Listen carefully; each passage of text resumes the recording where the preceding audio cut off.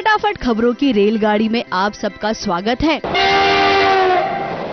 हमारा पहला स्टेशन है नागिन का सेट, जहां पर चल रही है रेट्रो थीम की एक पार्टी। ऋतिक बन गए हैं जितेंद्र, तो वहीं यामिनी बन गई है 80 के दशक की एक मशहूर हीरोइन।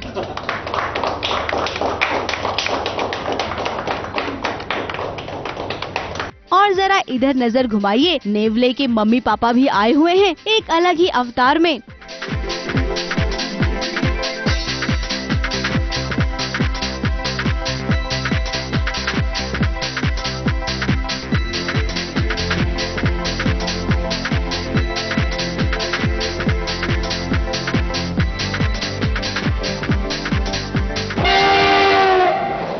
हमारा अगला स्टेशन है थपकी का सेट, जहां पर एक बुरखे वाली मिलकर जासूसी करने पहुंची है, वो भी थपकी की। लेकिन हमारी थपकी बहु कम जासूस ज्यादा है, तो इस बुरखे वाली को पकड़ ही लेगी। आज हम इस तीसरे शख्स को पकड़ेंगे तो हमें घर में वापस ले लिया जाएगा। मेरे ऊपर से जो इल्जाम लगे हुए वो हट जाएंगे, तो हम उसी के लिए इतना स्ट्रगल कर रहे हैं। एक्चुअली हमारा इस तीसरे शख्स को पकड़ना मेन मकसद है।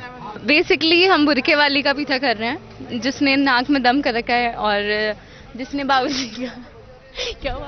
बाबूजी को चाकू मारा और सारा इल्जाम बिहान पे लगा। तो मैं बिहान को बेकसूर साबित करना चाहती हूँ, इसलिए इतनी मेहनत कर रहे हैं, सुबह से उसके पीछे भाग रहे हैं। सबसे पहले तो शौक है कि इस बुरखे के पीछे कोई औरत नहीं, एक आदमी था जो पैंट शर्ट पहन के भाग रहा है। हम तो उसे औरत समझ रहे थे। लास्ट में बस मेरे हाथ में उसका बुरखा ही आया और उसने मुझे गिरा दिया है, और बिहान मुझे उठाने के चक्कर में हम लोग उसके पीछे नहीं भाग पाए, क्योंकि इतना सुबह से उसको चेस कर रहे हैं और फाइनली सिर्फ हाथ में आया उसका बुरखा। पर हाँ, इतना पता चल गया है कि वो कोई औरत नहीं, आदमी है बुरखे के नीचे।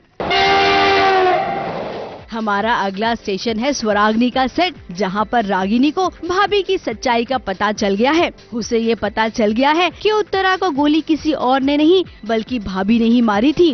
भाभी का हाथ इस सब के पीछे है, हमारे लिए जानना बहुत ज्यादा शॉकिंग था, पर खुद को क्रॉस क्वेश्चन करने के लिए, कंफर्मेशन के लिए मैंने बहुत सारी रिसर्च की और मुझे बहुत सारे ऐसे सबूत मिले जिससे प्रूव हुआ है कि ये भाभी जी ने ही किया है सब कुछ। मैं उन्हें एक मौका दे रही हूँ, क्योंकि मैं नहीं चाहती घर वाले दुखी हों। I think she is actually repenting, और मैं नहीं चाहती कि मेरे भैया अपसेट हो या घर वाले अपसेट हो, तो मैं अभी इस चीज़ को लेट गो कर रही हूँ। पर अगर उन्होंने दोबारा ऐसे किया, क्योंकि मैं एंड में भी बोलती हूँ कि मैं ये बात शायद बाकी घर वालों को नहीं बताऊंगी, पर ये नहीं है कि मैं आपको फॉरगिव करूंगी। मैं आपको कभी फॉरगिव नहीं करूंगी और कभी ये बात भूलूंगी नहीं।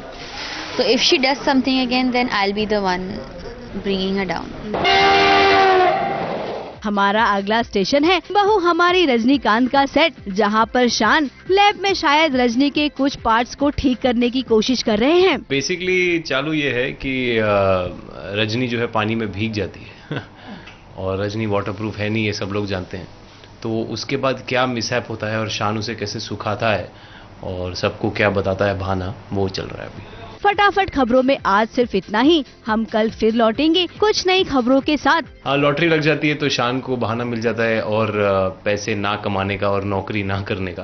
तो सिंस वो जॉब्स कर नहीं सकता, इतना केपेबल वो है नहीं, और उसे पैसे मिलते हैं, तो उसे लगता है अब मैं रजनी को वाटरप्रूफ बनाऊं, बुलेट प्रूफ बनाऊं, तो वो ये सब सोचने लगता है, तो बहुत खुश हो जाता है।